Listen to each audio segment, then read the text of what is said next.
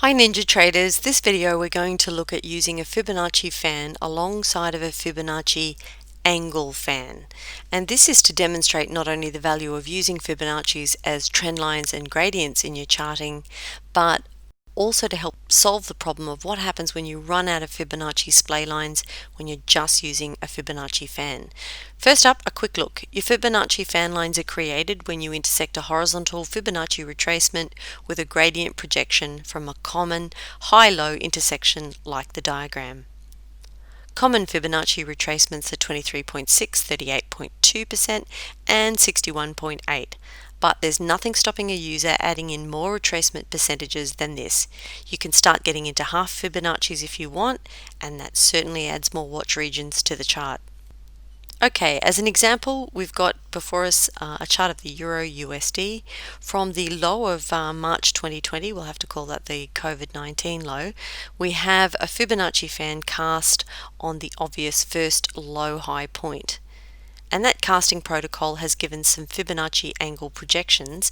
Very easy to see that for the majority of 2020 it's actually been caught in this wedge, and just 2 days ago it's broken that wedge.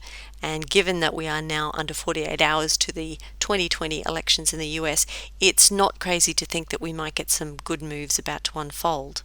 The blue line here, it's actually broken here. That is a half fib at 93%, so that's a good illustration of how you can configure additional lines to the fan so long as you keep it in Fibonacci proportions, which 93% is. But clearly, if you've got this applied to your chart right now, you're thinking, well, okay, where's it going to pull up? I've actually just run out of Fibonacci tracking lines. I better perhaps go and recast my fan to something flatter to get more lines. And you're thinking, well, okay, if I do that, now I'm falling foul of a set protocol of how I should be casting my Fibonacci fan. I've chosen this example, simple as it is, because I think it could be the number one reason why Fibonacci angles aren't more widely used in the market. So let's now take a look at the solution. Add a Fibonacci angle fan to the chart. Lay it over the top. If we sync up the setting of the early part of the fan to the Fibonacci fan underneath, can you see how the problem is now solved?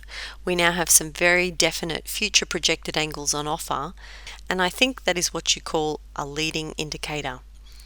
Anyway, that's just a brief look at how you might use a Fibonacci fan paired with a Fibonacci angle fan. Both are doing the job of tracking price movement in Fibonacci proportions. Both tap golden ratio mathematics. And the last thing I'll say is that if you're interested in being ahead of the market, then Fibonacci projections are worth the time to study and master. I hope you enjoy the other Fibonacci videos in the series.